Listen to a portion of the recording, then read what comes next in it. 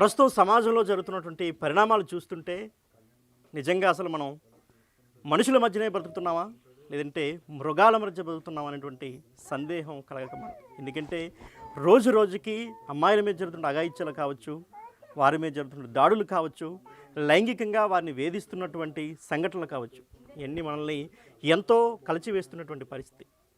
కన్న తల్లిదండ్రులకి శోకాన్ని మిగిలిస్తూ ఎంతోమంది మృగాళ్ళు అమ్మాయిలపై చేస్తున్నటువంటి వేధింపుల్ని తట్టుకోలేక వారి కుటుంబాలు ఎంత తపన పడుతున్నాయో మనందరం నిత్యం చూస్తూనే ఉన్నాం. ఇప్పుడు ఇలాంటి సంఘటనే విజయనగరం జిల్లాకు సంబంధించిన ఓ అమ్మాయికి విశాఖపట్నం జిల్లాలో జరిగినటువంటి దురదృష్టకర సంఘటన జరిగింది.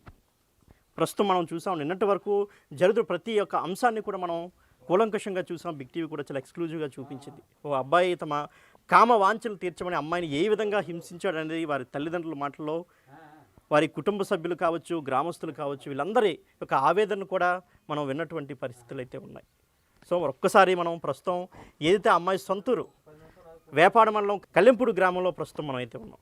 సో ఒకసారి మనం కల్లెంపూడి గ్రామంలో అమ్మాయి ఏదైతే నిన్న మృతి చెందిందో అమ్మాయి ఇంటి దగ్గర ప్రస్తుతం మనం ఉన్నాం. ఒక్కసారి చూడొచ్చు, ఇంటి పరిసరాలను మనం చూడొచ్చు. ఒకసారిగా ఇంటి పరిసరాలని ఒకసారి మనం గమనించినట్లయితే అమ్మాయి అంటే వాళ్ళు ఎంత కడు బీదరికలో ఉండి కుమార్తెకు అంగరంగ వైభవంగా పెళ్లి చేసి ఒక మంచి అల్లుడినిద్దాం, అమ్మాయికి పెళ్లి చేసిన తర్వాత అమ్మాయి జీవితం బాగుండాలి, తిరిగి మళ్ళీ ఈ యొక్క బేదరికం వైపు చూడకూడదు, తాము ఎలా ఉన్నా పర్వాలేదు, తమ కుమార్తెలు బాగుండాలి, ఒక మంచి సంబంధం అయితే చేయాలని తప్పించి వాళ్ళు పెళ్లి చేయడం జరిగింది. సో తర్వాత ఏం జరిగింది, అసలు ఎప్పుడు పెళ్ళయింది, ఎన్ని రోజులు అయింది, అమ్మాయిని ఏ విధంగా వేధించాడు తన భర్త అనేది ఒక్కసారి వాళ్ళ కుటుంబ సభ్యులు తల్లి మనతో ఉన్నారు, ఆమెతో మాట్లాడే ప్రయత్నం చేద్దాం. చెప్పండి అసలు ఏం జరిగింది, అసలు పెళ్ళి ఎప్పుడైంది అమ్మాయికి? పెళ్ళి 6వ నెల 3వ తారీఖున అయింది సార్. 3వ నెల 6వ తారీఖున పెళ్ళి అయింది సార్. పెళ్ళి అయింది కానివ్వండి, పాప చెప్తుంది, అమ్మ నాకు ఇలా జరుగుతుంది, ఇలా జరుగుతుంది, మా అత్త తిడుతుంది, మా ఆయన ఇలా చేస్తానని చెప్తే, అమ్మ మనం పేదింటి నుండి వెళ్ళామమ్మా, ఎవలేవన్నీ పట్టించుకోగమ్మా, శుభ్రంగా ఉండమ్మా, నువ్వు శుభ్రంగా ఉంటాలి ఏటనరమ్మా అనేసి మేము కూడా పిల్లకి చెప్పడం జరిగింది. ఆల్రెడీ పిల్ల 2 సార్లు వాళ్ళతో గొడవ ఆడుకొని ఇంటికి వచ్చింది. పోయిన సోమవారం నాడు తల్లి కొడుకు కూడా చంపేయడానికి ట్రై చేశారు. ఆ రోజు మా పిల్ల ప్రాణానికి దేవుడు అడ్డేసి మా పిల్ల బతికి మా ఇంటికి వచ్చింది. నువ్వు వస్తే నేను నువ్వు రాకపోతే చచ్చిపోతానంటే నేను వెళ్ళి తీసుకొచ్చాను. తీసుకొచ్చిన తర్వాత మళ్ళీ మంచి మాట్లాడి మేమందరం ఒక నిర్ణయానికి వచ్చి మా పిల్లలు మా అల్లుళ్ళు అందరమే మాట్లాడుకొని, అమ్మ నీదే తప్పు చూపిస్తాను, వాళ్ళు తప్పు అనట్లేదు, నువ్వు పెద్ద నోరే టరడం వల్లే తప్పు అంటున్నారు, మాటలు నోరు కంట్రోల్ చేసుకోయమ్మా, నోరు తగ్గించుకోయమ్మా అని చెప్పి మంచి మాటలు చెప్పి బుద్ధి పెట్టి ఇవాళ రోజున శనివారం పంపించాను సార్. మళ్ళీ 1,20,000 అయ్యేసరికి నా కూతుర్ని శవానిగా నాకు అప్పచెప్పారు సార్. వాళ్ళు ఏం చెప్పారు, అమ్మాయి ఏడు జరిగిందమ్మా, ఎందుకమ్మా అంటే, అమ్మాడు కామనం రావడానికి ట్యాబ్లెట్లు వేసుకుంటున్నాడు, ఆ డ్రగ్స్ వాడుతున్నాడు, ఆడు రోజు 4-5 రాత్రులు 9-10 సార్లు తొంగమంటున్నాడు. అమ్మ నేను అలా తొంగలేకపోవడం వల్లే నన్ను విమర్శించేస్తున్నాడు. రోజు కూడా అత్తమంటికి ఆడదాన్ని కాదేటమ్మా, డ్రగ్స్ తీసుకోవడం వల్ల నాకు బీడింగ్ గట్రా అయిపోతుంది, అందువల్లనమ్మా నేను పడుకోలేకపోతున్నాను అనేసి నాకు చెప్పింది. అమ్మ మగోడు కదమ్మా అనేసి నేను అది కూడా సరది చెప్పాను. కానీ సోమవారం లక్షవారం నైటు ఉదయం సాయంకాలం 8:30కి నాకు ఫోన్ చేసింది. సరే సార్ ఆ 8:30కి ఫోన్ చేసి ఆ ట్యాబ్లెట్లు ఎలాగుంటాయో ఒకసారి మెసేజ్ పెట్టింది వాళ్ళ బావగారికి. ఆ ట్యాబ్లెట్లు మెసేజ్ పెట్టడం వల్లే చంపేశారు. ఆ ట్యాబ్లెట్లు బావా ఈ మెసేజ్ పెట్టాను, ఈ ట్యాబ్లెట్లు మీ తమ్ముడు దేనికి వాడుతున్నారో చూసి మీ తమ్ముడిని ఎందుకు వాడుతున్నారో అడిగేశాక నాకు ఫోన్ చేయండి, చేశాక నేను మీ తమ్ముడితో ఎలాగుండాలో అలాగుంటాను అని చెప్పింది. ఆ ట్యాబ్లెట్లు మెసేజ్ చూసి వెనక్కి తిరిగి లోపల నా కూతుర్ని చంపేశారు. ఆ నైట్ టైంలోనే చంపేశారు. చంపేసి 9 గంటలకు చంపేసిన వాళ్ళు 9-10 టైంలో ఉరేసుకోరు కదా, ఎవరైనా ఉరేసుకుంటే ఏ రాత్రి 12కో 1 దానంతలో చచ్చిపోవాలనుకుంటే 12-1 గంటకు ఉరేసుకుంటుంది, 9 గంటలకు ఉరేసుకుంటుందా? ఊరు గుప్పున అవ్వకుండా ఇంట్లో వాళ్ళు పడుకోకుండా ఉరేసుకోగలరా ఎవరైనా? అలాగని డోర్లు వేసుకొని ఉరేసుకుంది అనుకోవడానికి డోర్లు కూడా కాదు, అవి గజాలు. వాళ్ళ ఇంటికున్న ఫస్ట్ డోర్వి గజాలు. ఆ గజాల్లో ఎలగురేసేసుకుంటుంది. వాళ్ళు ఇంట్లో చంపేసి కామప్ చేసి 11:20 ఫోన్ 11-12 నిమిషాలకి మాకు కాల్ వచ్చింది. కాలు వస్తే ఏటమ్మా ఈ టైంలోని రోజు నాకు 3 గంటల టైంలోని అత్త మీ అమ్మాయిని అక్కడ పడుకోలేదు, అత్త మీ అమ్మాయిని అక్కడ పడుకోలేదంటే ఈడేటి రోజు 1 గంటకి 2 గంటలకి నాకు ఫోన్ చేసి ఇలా తినేస్తాడు అనేసి, మాయా ఫోన్ ఎత్తకు మాయా ఆడు అలాగే తినేస్తాడు, నేను ఫోన్ ఎత్తలేదు, వీళ్ళు చంపేశారని సంగతి మాకు తెలియదు కదా, వాడికి ఫోన్ ఎత్తకు మాయా అనేసి మా ఆయనగారికి చెప్పేసి పడుకుంటూ వాళ్ళ నాన్నగారు మళ్ళీ వెంటనే కాల్ చేశారు. కాల్ చేస్తే అదేటి ఈ టైంలో వియ్యంకుడి గారు ఫోన్ చేస్తానని ఫోన్ ఎత్తాను. చెప్పండి అన్నయ్య ఏం చెప్పండి అంటే, అమ్మ వసంతికి బాగోలేదు, బెహరా హాస్పిటల్కి తీసుకొచ్చాం, నువ్వు అర్జెంటుగా మీ ఇద్దరు అర్జెంటుగా రండి అమ్మ అన్నాడు ముందు. అన్నయ్య నేను మా ఆయన ఇంట్లో ఉన్నారు, వీళ్ళు మామూలుగా కదా నాటకం ఆడుతున్నారు అనుకొని, అన్నయ్య ఇప్పుడు రావన్నయ్య బావలే డ్యూటీకి వెళ్ళిపోయారు, నేను ఒక్కదాన్నే ఉన్నాను, ఇప్పుడు రావడానికి అవ్వదన్నయ్య మార్నింగ్ వస్తామంటే, అమ్మ నువ్వు ఒక్కదానివైనా ఆటో కట్టుకొని అంటే నా కూతురుతో పాటు నన్ను చంపేయడానికే రమ్మన్నారు. అంటే మిమ్మల్ని ఒక్కళ్ళనే రమ్మన్నారా? నన్ను ఒక్కదాన్ని ఆటో కట్టించుకొని వచ్చి అమ్మ, ఏ ఆటో దొరికితే ఆ ఆటో మీద నువ్వు ఒక్కదాన్ని వచ్చి అమ్మ అన్నాడు. ఆ టైం అప్పుడు ఎంత అవుతుంది టైం సుమారు? 11:20 అయింది. మాకు 12 నిమిషాలకు ఒక కాల్ వచ్చింది మా అల్లుడిది. మా అల్లుడు కాల్ వేస్తే ఇటు పడుకోలేదనే కాల్ చేస్తున్నాడు అనుకున్నాను. ఆ తర్వాత 11:20కి మా ఇయ్యంకుడు ఫోన్ చేశారు. వియ్యంకుడు ఫోన్ చేయగానే నేను ఫోన్ ఎత్తి, నేను రానేనని నాకు ఒంట్లో బాగాలేదంటే, లేదమ్మా సీరియస్గా ఉంది, ఎలాగైనా రావాలమ్మా అన్నాడు. అంటే అప్పుడు మళ్ళీ ఎందుకని ఆలోచించి అప్పుడు ఈ అబ్బాయికి ఫోన్ చేశాను, ఫస్ట్ కాల్ మా అల్లుడికి చేశాను. నాయనా వసంతికి బాగోలేదంట, బెహరా హాస్పిటల్ వేసారట అంటే, మా అల్లుడు నిద్దట్లో అన్నాడు, అమ్మ ఊరికి నేను అమ్మాలి మనల్ని అలా ఇబ్బంది పెడతాండ్రు, మార్నింగ్ వెళ్తామని చెప్పి అమ్మ ఇప్పుడు వెళ్ళము అనేసి బాబు చెప్పాడు. అన్నయ్య తెల్లవారు వస్తాంలే అన్నాడు. మళ్ళీ వాళ్ళు కాల్ చేసి వీళ్ళకేమో మీరు ఎలాగైనా ఇప్పుడే రండి, ఆటో కట్టించుకొని రండి అని ఈ బాబు గారికి మా ఇంకొక అల్లుడు ఉన్నాడు, అక్కగారు అల్లుడు, ఆయనకి ఫోన్ చేశారు. చేస్తే వీళ్ళందరూ కలిపి వచ్చారు. వస్తే 5 మనుషులు వెళ్ళాము. మేము ఎన్ఈడి సెంటర్కి వెళ్ళినంత వరకు బాడీ అని చెప్పలేదు, మామూలుగా పేషెంటే కదా బాగోలేదే కదా అనుకున్నాం. తీరాగా ఎన్ఈడి వెళ్ళిన తర్వాత కేజీహెచ్కి తీసుకెళ్ళిపోమన్నారు అన్నాడు. కేజీహెచ్ తీసుకెళ్ళిపోమంటున్నారంటే ఈ టైంలో కేజీహెచ్ తీసుకెళ్ళిపోయిన అంత సీరియసా? మాట్లాడి పావుగంట కూడా మాకు 8:30కే మాట్లాడింది, ఇంతట్లోకి ఏం సీరియస్ అయిపోయిందని మేము ఆశ్చర్యం అయిపోయాం. నాయన ఏట్రా కేజీహెచ్ తీసుకెళ్ళిపోమంటున్నారని మా పెద్ద అల్లుడి గారికి అన్నాను. లేదమ్మా అక్కడికి వెళ్తాం కదా తెలిస్తే నువ్వు కంగారు పడకనేసి అన్నారు. అన్నాక వెళ్ళాము. ఇద్దరు వెళ్ళేసరికి అక్కడ పోలీసులు వాళ్ళ చుట్టాల బంధువులు అందరూ కలిపి మెహరా హాస్పిటల్లోని పేషెంట్ని సెల్లార్లో పెట్టేసి వీళ్ళందరూ రోడ్డు మీద ఉన్నారు. నాకు వాళ్ళందరినీ చూడగానే గుండె ఈడిపోయింది. అమ్మ నా కూతురు చచ్చిపోయింది, వీళ్ళు ఏదో చేశారు, నా కూతురు చచ్చిపోయిందని నేను అక్కడే కూర్చొని ఉండిపోయాను. లేదమ్మా నువ్వు వెళ్ళు అనేసి ఇద్దరు మగోళ్ళు నాకు తోడిచ్చి నా 2 చెక్కలు పట్టుకొని తీసుకొని బాడీ కాడికి వెళ్ళాను.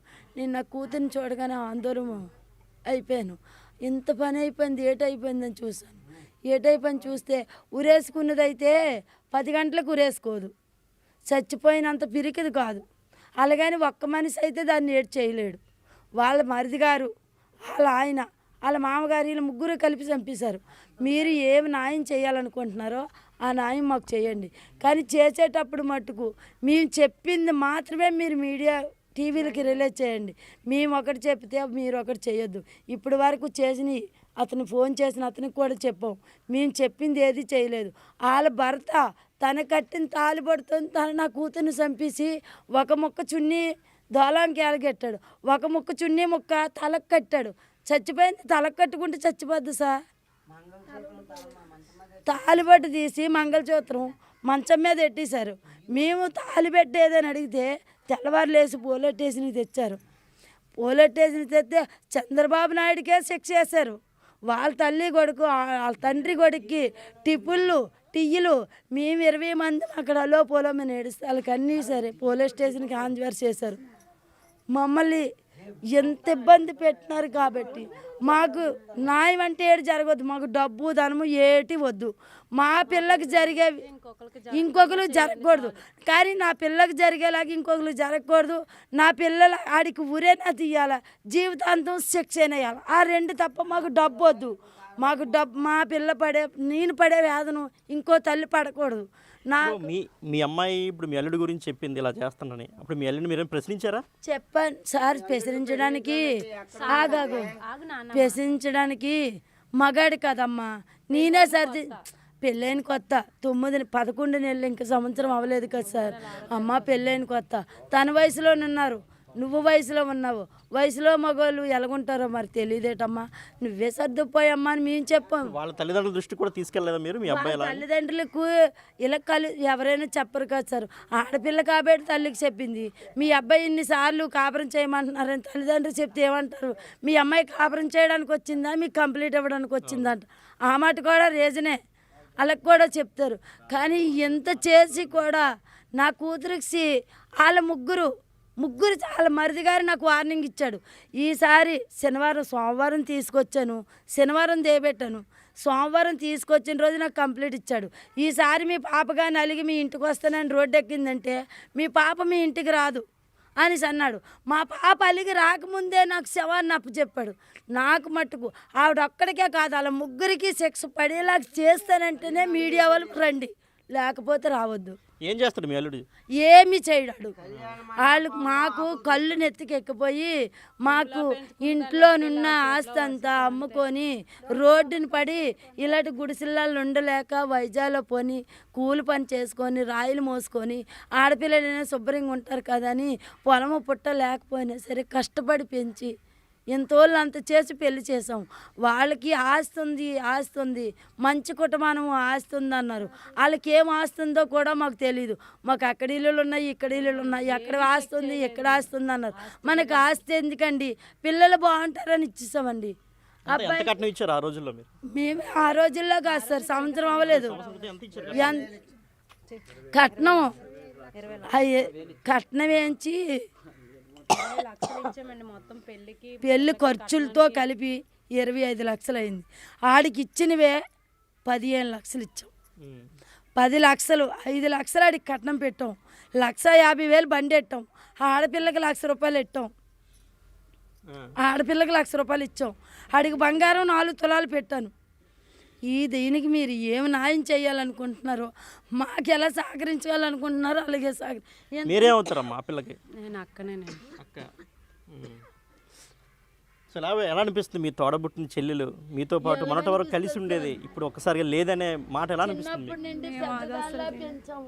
నేను అసలు ఏటి మాట్లాడలేదు. చిన్నప్పటి నుంచి నేను మా చెల్లి చాలా దీనిగా పెరిగాం. నేను లేకపోతే ఉండలేకపోయేది, ఉంటే కొట్టుకోకుండా ఉండలేకపోయారు మేము. అలాంటిది దాని పెళ్ళి అయిన తర్వాత 4 రోజుల వరకు మనుషులమే అవలేపం ఇంట్లో సైడ్ లేదని. అలాంటిది ఇప్పుడు జీవితాంతం అది లేకుండా ఉండాలి.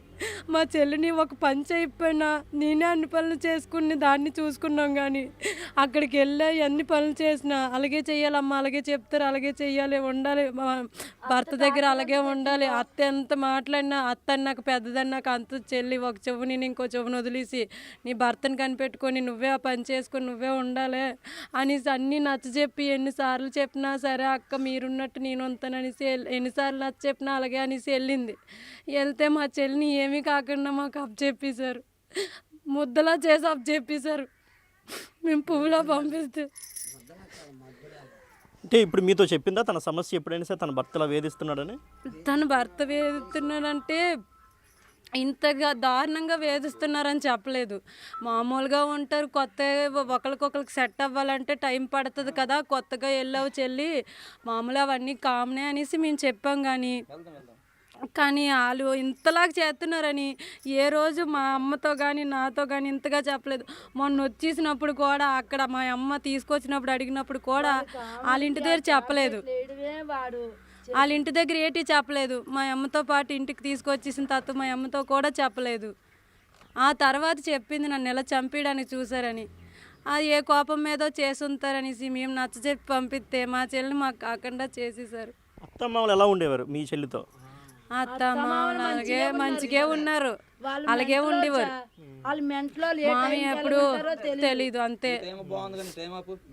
అలా బాగానే ఉన్నారని ఎప్పుడు నేను నా అత్తయ్య కొంచెం తిడుతుంది అలాగా ఇలాగా అంటది ఏ పని చేయమని అని అంటది అన్నది. మామగారు కూడా మంచి కాదు సార్. వాళ్ళ మామయ్య వాళ్ళ ఇద్దరిని అరెస్ట్ చేసిన కేసు వాళ్ళు అరెస్ట్ చేసేలాగే మాకు చెయ్యండి. వాళ్ళ మరిది గారిని నొగ్గిన రాడు నాకు పరి వార్నింగ్ ఇచ్చాడు. మెయిన్ వాళ్ళ మరిదిని వార్నింగ్ ఇచ్చాడు. ఆడే చంపిస్తాడు నా కూతుర్ని. వాళ్ళ అన్నయ్య ఆడు వాళ్ళ అన్న ఇలా వాళ్ళ అత్తగారు ఆ రోజే కాశీ బయలుదేరారు.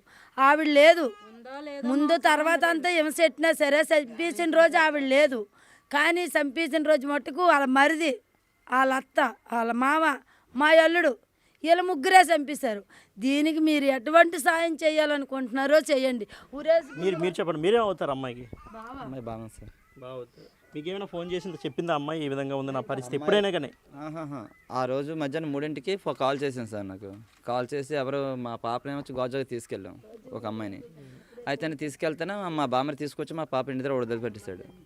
బావ అలా అని వచ్చాడంటగా ఉన్నా మీ దగ్గర. లేదమ్మా పాప వదిలేసింది మార్నింగ్ వెళ్ళిపోయాడు అమ్మా అనేసి అంటే సరిపోయిన ఫోన్ కట్ చేస్తుంది. నైట్ 11:30కి మా అత్తగారు కాల్ చేశారు. ఇలాగా వసంత బాగోలేదంటే హాస్పిటల్కి తీసుకెళ్లారంటే రమ్మంటున్నారు అనేసి అని.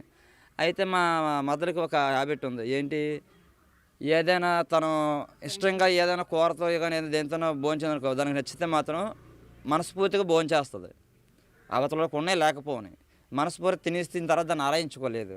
సో పుట్టుభోజనం ఏదో అయ్యి ఉంటుందనేసి ఎక్స్పెక్ట్ చేసి అమ్మ అలా ఉంటుంది ఇష్టంగా తిని ఉంటుంది అయితే ఏం అవసరం లేదు మార్నింగ్ వెళ్దామని అనేసి అన్నాను. అంటే సరే అనేసి ఫోన్ కట్ చేశాను నైట్ 11:30కి. నెక్స్ట్ మరొక 11:10కి మళ్ళీ కాల్ చేసింది. ఇలా అమ్మ రాజు బాగోలేదంటే కాదు కూడదంటున్నారు రమ్మంటున్నారు అనేసి అని. అయితే సరే అనేసి నైట్ పోతాక పని అయింది. ఒక లంకెల పనిలో బయలుదేరి వచ్చాం. వచ్చిన తర్వాత ఎక్కడున్నారు రమ్మనేసి అంటే బాబు మేము ఆల్రెడీ వెళ్ళిపోయాం హాస్పిటల్ దగ్గరికి వెళ్ళిపోయి బయలుదేరుతున్నాం నువ్వు వచ్చేసాను సార్. నేను డైరెక్ట్గా వెళ్ళిపోయి అక్కడ ఎయిర్పోర్ట్ తినకుండా నాకు కాల్ చేశాడు. ఎవరు మా జగిలివాడు అదే నాగేంద్ర నా అబ్బాయి. ఎక్కడ అంటే ఇలా పలానా ఎక్కువ నుంచున్నా ఏటి అసలు ఏమైందని అంటే అచ్చా ఏం లేదని బాగోలేదు హాస్పిటల్కి తీసుకొచ్చాను అనేసి అన్నారు. అయితే సరే అనేసి హాస్పిటల్కి వెళ్ళాం. హాస్పిటల్కి వెళ్ళేటప్పటికి మా అత్త లోపల ఉన్నారు, వాళ్ళ ఫ్యామిలీ మెంబర్స్ అంతా బయట రోడ్డు పైన ఉన్నారు. తేరమ్మ చూస్తే మా మదర్ టెచ్చర్ మీద వేస్తున్నారు. అయితే ఏమైంది చిన్న అనేసి అంటే అచ్చా ఏమీ లేదన్నయ్య మేడపైకి వెళ్ళాను వెళ్తే ఫోన్ చూస్తుంది. ఫోన్ ఇప్పుడు ఎందుకు ఫోన్ అనేసి ఫోన్లో లాగేసుకొని వచ్చి కిందకు వస్తాను. తేరమ్మ చూస్తే నేను ఊరేసుకుని ఉందని అనేసి నాతో అన్నాడు. అయితే అక్కడ జరిగిన సిచ్యువేషన్ అయితే అది కాదు. ఎందుకంటే అంత దీనిగా యూరేసుకున్నంత మెంటాలిటీ మనిషి అయితే కాదు తను. ఏదైనా అంటే ఫేస్ టు ఫేస్ నువ్వు అయితే నన్ను చంపి నేను చంపేస్తా అనే టైప్ అనమాట. అయితే ఆ అమ్మాయి అయితే ఊరేసుకునే క్యాండిడేట్ అయితే కాదు. సో వాళ్ళ అమ్మ ఎక్కడికి యాత్రకనేసి బయలుదేరదనగా ఆ యాత్ర కూడా నాకు తెలిసి 100% అబద్ధమే. ఇదంతా ఏంటంటే ఒక ప్లాన్ మీద చేసుకున్న ఇది. వాళ్ళ అమ్మ అయితే నాకు తెలిసి ఆ రోజు టూర్కి అయితే వెళ్ళి ఉండదు. మ్యాక్సిమం అమ్మాయి వాళ్ళ అమ్మ 10ంటికి ట్రైన్ ఎక్కితే 11:30కి చనిపోయిన విషయం మాకు చెప్పారు. 11:30కి వాళ్ళ అమ్మగారు ఎంత స్టేషన్ దాటి వెళ్తుంది ట్రైన్ మీద? 1 అవర్కి ట్రైన్ ఎంత దూరం వెళ్తుంది? 100 కిలోమీటర్లు వెళ్ళిపోద్ది. 100 కిలోమీటర్లు వెళ్ళిన ఆవిడ ఎన్నింటికి రావాలి? తెల్లవారు లేదు సరే మధ్యాహ్నం రావాలిగా, మధ్యాహ్నం లేదు సాయంత్రం రావాలిగా, సాయంత్రం తెల్లవారని రావాలి కదా. మనం ఇక్కడి నుంచి ఎక్కడికైనా యాత్ర బయలుదేరి ఎక్కడ అంటే తిరుపతిలో ఉన్నాను అనేసి అంటే సరే అమ్మ అయితే తెల్లవారికి వచ్చేస్తానని చెప్పి 5 నైట్కే వచ్చేస్తాం. అలాంటిది నైట్ 10 గంటలకు ఎక్కిన ఆవిడ ట్రైన్ ఎక్కిన ఆవిడ ఎందుకు రాలేకపోయింది? సరే వాళ్ళ ఆయన వాళ్ళ కొడుకునేమో వచ్చి ఏదైనా సరే ఆ కొడుకునేమో స్టేషన్లో పెట్టేస్తున్నారు. కొడుకు రాలేకపోయాడు, తండ్రి రాలేకపోయాడు. తెల్లి ఉంది కదా. ఇప్పుడు ఏదైనా ఒక కష్టం వచ్చిందంటే మన వాళ్ళు అంటే మన చుట్టూ ఉంటారు. సో నీకు రాలేనే మనకు బాగులే మన పిన్ని ఏమైనా పంపిస్తామే వదిలేసుకుంటామే. కానీ ఆ విధంగా కూడా ఎందుకు చేయలేదు అంటే ఏంటి అక్కడ నువ్వు తప్పు చేసావు కాబట్టి ఈ విధంగా వెళ్తే ఏమైనా చేస్తారనే భయం మీద కదా మీరు రాలేకపోయారు. మీడియా ఆల్రెడీ గాజు అక్కడికి వాళ్ళ ఇంటికి వెళ్తే మీరు మా ఇంటికి ఎందుకు వచ్చారని మీడియా వాళ్ళే ఎగలగొట్టారంట. వాళ్ళు వేరే వాళ్ళు ఎవరిని వెళ్తే రానిస్తారా? వాళ్ళు రానివ్వరు. ఎందుకంటే వాళ్ళ దానికి పలుకుబడి ఉంది, వెనకాల డబ్బు ఉంది. మిగతా చాలామంది వాళ్ళకి చేతిలో ఉన్నారు, పెద్ద పెద్ద మనుషులు ఉన్నారు, వాళ్ళ దీంట్లో ఉన్నారు. మాకు ఎవరు లేరు. మా స్థాయి ఇదే. ఇప్పుడు లైంగికంగా వేధించినప్పుడు ఎప్పుడైనా మీకు చెప్పిందా బావ ఈ విధంగా తమ్ముడు ఇలా చేస్తున్నాడు? మీ తమ్ముడు ఇలా చేస్తున్నాడు చెందుతున్నాడు అనే విషయం నా వరకు కూడా రాలేదు. మొన్న ఒకసారి అలాగే బాగోలేదనేసి అంటే వచ్చేసి ఏమైందమ్మా అనేసి మొత్తం రోజు అనేసి మా ఆవిడని తీసుకొని రమ్మన్నారు. చిన్నపిల్లడితో ఉంది కదా నైట్ ఇప్పుడు ఎందుకు లేమని నేను ఒక్కనే వెళ్ళాను. నేను మా అత్త మా జగిలో మార్కు ఉన్నారు మా నాయన వీళ్ళందరూ ఉంటేనే ఏటైందమ్మా అనేసి అని అడిగితే బావా ఏ విధంగా సరే నాదే తప్పు చూపిస్తున్నారు, ఆ అబ్బాయిది ఏమనేది ఆ అబ్బాయి ఇంత గుద్దు చూపించట్లేదు, ఏమనంటే నాదే తప్పు అన్నట్టు మాట్లాడుతున్నారు అని అలా కాదమ్మా, మనం ఏమొచ్చగా పేదంటి నుంచి వెళ్ళాము, వాళ్ళు ఎందుకంటే అందరూ నలుగురి మధ్య తిరిగిన వాళ్ళు, మనం ఏ విషయమైనా మన ఇంట్లో కూర్చొని మనం స్లోగా మాట్లాడుకుంటే మనకు నచ్చుతుంది, బయటికి వెళ్ళి వాళ్ళతో మాట్లాడితే మనం కొద్దిగా దీనిగా మాట్లాడితే అమ్మాయి ఏంటి అంత రాసిగా మాట్లాడుతున్నట్టు వాళ్ళు ఫీల్ అవుతారు. సో అలాంటప్పుడు మనమే కొద్దిగా కూలిగా మాట్లాడుకొని నేర్చుకోవాలమ్మా అని చెప్పడం జరిగింది. చెప్పాక ఏమైందమ్మా అచ్చమనకంటే, ఇప్పుడు భార్యాభర్త అన్నాక ఎలా ఉంటారనే విషయం అందరికీ తెలిసిందే, మనం లైవ్లో చెప్పినా ఏంటనేది అందరికీ తెలిసిన విషయాలే. సో కాకపోతే ఏంటి, భార్యాభర్తలు రూమ్లో కంటే వాళ్ళు కొట్టుకుంటారో గిల్లుకుంటారో అన్నీ కామను. అవన్నీ తెలుగుతో షేర్ చేసుకోవాలని అవసరం అయితే అబ్బాయికి ఎటువంటి ఇది ఉండదు. సో ఆ అబ్బాయి తెలుగుతో వెళ్ళి షేర్ చేసుకుంటాడు. మన ఇంట్లో లోపల మాట్లాడుకునేది తెలుగుతో షేర్ చేసుకునే అవసరం ఉంది. నేను లాక్ కొట్టింది అనుకో, వెళ్తే చెప్పు తెలుగుతో, అమ్మ నన్ను ఎలా మా ఆవిడ కొడుతుంది చేస్తుందని. సిల్లిగా గిల్లుకునేవి చేసుకుని అమ్మతో చేసుకునేది. సో ఇవన్నీ చేశాక తను బాగా ఇదయింది. అయ్యాక ఏంటమ్మా అనేసి అంటే లాస్ట్ ఫైనల్కి నేను నైట్ మా అన్నయ్య ఉన్నారు ఇంకా అన్నయ్య, ఆయన కాల్ చేసింది నైట్ 9:30కి. 9:30కి కాల్ చేసి, అన్నయ్య మీ తమ్ముడు ఏమొచ్చిగా ఈ విధంగా చేస్తున్నాడు, ఈ టాబ్లెట్ యూజ్ చేసి ఒక టాబ్లెట్స్ ఫోటో తీసి వాట్సాప్ పెట్టింది. ఆ టాబ్లెట్స్ యూజ్ చేసి ఏ విధంగా చేస్తున్నారు, ఆ టాబ్లెట్ అసలు ఏంటి, ఎందుకు యూజ్ చేస్తున్నారు ఏంటి ఇది తెలుసుకొని మీ తమ్ముడిని అడిగేసి నాకు ఫోన్ చేయి బావనేసి మా అన్నయ్యతో ఉంది. అంటే సరేలే అమ్మా, నేను మార్నింగ్ వస్తాను కదా అడుగుతాంలే అనేసి అన్నారు. ఎప్పుడైతే ఇది పెట్టిందో అది దీంతోనే వెనక లాగేసి అమ్మాయిని చంపడమే జరిగింది. 100కి 100%. ఆ అబ్బాయి ఒకటే కాదు, అబ్బాయితో పాటు ఇంకా ఉన్నారు. వాళ్ళు ఎవరనేది అయితే పోలీసు వాళ్ళకైనా నిజం చెప్పాలి, లేదంటే పోలీసు వాళ్ళు ఎంక్వైరీ చేయకపోతే ఈడనే నిజం చెప్పాలి. కానీ ఒక్కడే చేశాడంటే మాత్రం ఒప్పుకునేది అయితే లేదు. సో పోలీసులు ఎప్పటికైనా విచారణ ప్రారంభించారా? ఏ విధంగా ఆ విషయం ఇంకా మాకు ఎవరు తెలియలేదు. సో పోలీసులు ఏమంటారు? నిన్న మీరు వైజాగ్ వెళ్ళారు, అంతా చూసి హాస్పిటల్కి వెళ్ళారు, ఏమంటున్నారు పోలీసులు? పోలీసు వాళ్ళకి వెళ్ళాము, ఎంక్వైరీ చేస్తాము, పైకి వెళ్ళాము, ఎంక్వైరీ చేస్తామనేసి అన్నారు సార్. ఎంక్వైరీ చేస్తామంటే మేము మార్నింగ్ లేసి మా అమ్మాయి చనిపోగానే కేజెస్ నుంచి వచ్చి తిన్నగా వాళ్ళ ఊర్లోకి వెళ్ళాం. ఇంటికి వెళ్ళాక ఇలాగా చేశారమ్మా మీకు ఏమని తెలుసు అంటే, వాళ్ళ ఊర్లోకి వెళ్ళి అడిగితే కనీసం ఒక్కరికి కూడా తెలియదు. ఇలాగ అమ్మాయి చనిపోయిన విషయం కానీ తీసుకెళ్ళిన విషయం పక్కన ఒక్కరికి తెలియదు. ఎగ్జాంపుల్కి ఒక అంబులెన్స్ ఊర్లోకి వచ్చిందంటే ఊర్లోకి ఎవరికైనా తెలుస్తుంది. ఒక్కరికి కూడా తెలియకుండా అంబులెన్స్ తీసుకెళ్లారంట. ఒక అంబులెన్స్తో పాటు పోలీసులు కూడా వెళ్ళారు ఊర్లోకి. తల్లిదండ్రులకి యూజ్ చేయకుండా పోలీసులు వచ్చి రావాల్సినంత పనే వచ్చింది. ఇప్పుడు మన ప్రాణం పోయింది, ప్రాణం పోయిన తర్వాత మన దగ్గర వాళ్ళకి ముందు ఇన్ఫార్మ్ చేయాలి, కానీ పోలీసులకి అంబులెన్స్లకి ఫోన్ చేయాల్సిన అవసరం ఏంటి నీకు? కొడుకు ఫోన్ చేశాడు, మామ ఫోన్ చేశాడు, ఆ విషయం ముందే ఫోన్ చేయొచ్చు కదా. ఇలా మీ అమ్మ ఇలా చేసుకుందని. సరే మా అమ్మాయి చేసుకుందనేసి అన్నారు, మా అమ్మ ఇలా చేసుకున్నప్పుడు మాకే ఫోన్ చేసి చెప్పచ్చు కదా మీ అమ్మ ఇలా చేసుకుందని. మా అమ్మాయి చేసుకుందని చెప్పి మీరు హాస్పిటల్ తీసుకెళ్ళి హాస్పిటల్ టచ్ మీద తీసి ఒగ్గేసి కేజెస్ కూడా ఎన్ని చేయవలసిన అబద్ధాలు మాట్లాడాల్సిన పని ఏమొచ్చింది మీకు? అమ్మాయి తప్పు చేసింది అన్నారు, అమ్మాయి తప్పు చేసిందంటే అక్కడ ఉంటే తప్పు అనిపించాలి, కానీ ఇక్కడి నుంచి తీసుకెళ్ళి హాస్పిటల్ వేసి హాస్పిటల్ కేజెస్ రాచారు, ఇవన్నీ చేశారని తప్పు చేసినట్లు ఎందుకు చేయాలి? టచ్ మీద చేయవలసిన పని ఏమొచ్చింది? వాళ్ళకు డబ్బు ఉంది, ఉండొచ్చుకొని వాళ్ళకి ఆస్తుంది తినమానండి. ఇప్పుడు వాళ్ళకు డబ్బు వస్తుంది, మనకు ఇమ్మని లేదు కదా, మనకేం పెట్టమని లేదు కదా. వాళ్ళకి డబ్బు ఉంటే వాళ్ళకే శాశ్వతం, మనకు శాశ్వతం కాదు. సో మనకు లేదు కాబట్టి మనం లేనట్టున్నాం, వాళ్ళకు ఉంటే ఉన్నట్టున్నాను. కానీ అమ్మాయిలు చెప్పినంత ఉండకూడదు కదా. వాళ్ళ అబ్బాయిలు ఏమైనా 3 సార్లు అయినా పుట్టారు ఏంటి? అమ్మాయిలు ఏమైనా ఒకసారి పుట్టారా? అమ్మాయిలది ప్రాణం అబ్బాయిలది ప్రాణం కదా, ఎవరిదైనా ప్రాణం ఒకటే కదా. ఆ విధంగా చేసేటప్పుడు ఆడిని ఒకటే గురేనే తీసేయాలి, లేదా జైల్లోనే ఉంచేయాలి. సో ఆడితో పాటు ఎవరున్నారు వాళ్ళతో పాటు వాడికే పోవాలి, ఆ శిక్ష పడాలి. ఆడు ఒకరిని అనట్లేదు, వాడితో పాటు ఎవరున్నారో వాళ్ళు కూడా అందులోనే ఉండాలి. సో ఆ విధంగా ఎందుకు చేశారు, ఏ కారణం చేత చేశారు? సో ఆడపిల్ల తప్పు చేసింది అనుకో, ఒక దెబ్బ కొట్టు, లేదా ఆ విషయం ఏంటంటే తల్లిదండ్రులతో చెప్పు. నీకు చెప్పడం లేదనుకో, మీ అమ్మ నాన్న వాళ్ళతో చెప్పు, వాళ్ళు చెప్తారు. లేదా పెళ్లి పెద్దలు అనేసి ఉన్నారు కదా, వాళ్ళకైనా తెలియచేయాలి కదా. నీకు ఎంత కోపం ఉన్నా ఏమట్టమండి, అది ఎవరితో చెప్పాలి? ఒకటి తల్లిదండ్రులతో చెప్పాలి, లేదా అవతల అత్తమామతో చెప్పాలి, లేదా పెళ్లి పెద్దలతో చెప్పాలి, లేదా ఊళ్ళో పెద్దలు ఉంటారు వాళ్ళకి తెలియచేయాలి. మన కష్టం కలిగింది, మన కష్టం కలిగినప్పుడు దెబ్బ కొడదాలి, కొట్టి ఆ కష్టం పోయింది ఏమరా వాళ్ళని కొట్టామంటే, నువ్వు అమ్మ అత్త ఇలా చేసింది మీ పాప అందుకే దెబ్బ కొట్టాను అని చెప్పు.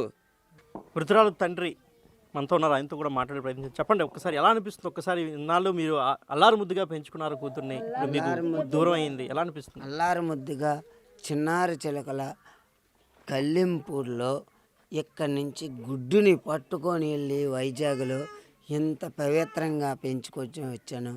అలాంటి పవిత్రంగా పెంచుకున్న పిల్లని అలా రాను రాను పెద్దదాన్ని చేసి అది ఒక ఇంటికి పౌరోత్రిగా ఒక ఆమెగా పంపించాను. అలాంటి పిల్లని నమ్మకంగా నమ్మినట్టుగా ఉండి అత్తమామలుగా అల్లుడు మరిది ఇక్కడ కలిసి అతి కిరాతకంగా ఉరివేసి చంపేశారు. దానికి మీడియా వాళ్ళేమో కొంతమంది ఏమో తప్పుడుగా రాస్తుండ్రు, తనంతలో తను ఉరేసుకొని చచ్చిపోయిందనేసి. తనంతలో తను ఉరేసుకున్నంత చచ్చిపోయినంత పిరికిది కాదు ఆ అమ్మాయి సంగతి నాన్న పుట్టినప్పటి నుంచి పెరిగిన దాకా నాన్న పెంచడం నాకు తెలుసును. తన అవసరమైతే 2-3 పోరాడగలిగే శక్తి ఉన్న అమ్మాయి. అలాంటి శక్తి ఉన్న అమ్మాయిని అతి కిరాతకంగా ఉరేసి చంపేశారు.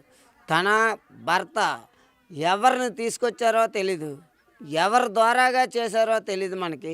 అత్తగారినేమో అంతే, ఆవిడ అత్తగారిని బండెక్కించి ఈలోపు ఈ ప్లానింగ్ చేసి చంపారనేసి మాకు అతి కిరాతకంగా కనిపిస్తుంది. అవసరమైతే ఒక్క మనిషి అయితే తను చంపలేడు, మాకు తెలుసు. మా అమ్మాయి సాలోక పవర్ ఏంటో ఆ విధంగా ఏటో ఏదో నా నల్లారు ముద్దుగా కూలీ పని చేసుకొని రూపాయి పక్కన నడుచుకొని ఒక విధంగా ఈ పూరుపాకలో ఉంటూనే నేను అమ్మాయిని 25 లక్షలు ఖర్చు పెట్టి పెళ్లి చేసుకున్నాను. వాళ్ళు కట్నం వేధింపులో చంపారు. లేకపోతే దీన్ని చంపేసి తనకు పెళ్లి చేసేద్దాం మరొక విధంగా చెప్పారు. తన మరిది గారు మా యావరి గారికి అయితే ఇన్ఫార్మ్ చేశారట. ఇన్ని చుట్లు చేసామని ఈ చుట్టూ నెక్స్ట్ నీ కూతురు మళ్ళీ మీ ఇంటికి రాదని ఇన్ఫార్మ్ చేశారు. మళ్ళీ నా కూతురు నా ఇంటికి రాకుంటే తన శవాన్ని నా ఇంటికి దిగబెట్టారు. ఏదైతే వాళ్ళు అనుకున్నారో తన కూతుర్ని కావాలని చంపారని, ఇది ఆత్మహత్య కాదు హత్యని తల్లిదండ్రులు అదేవిధంగా తన తోబుట్టులు కూడా చెప్తున్నటువంటి పరిస్థితి.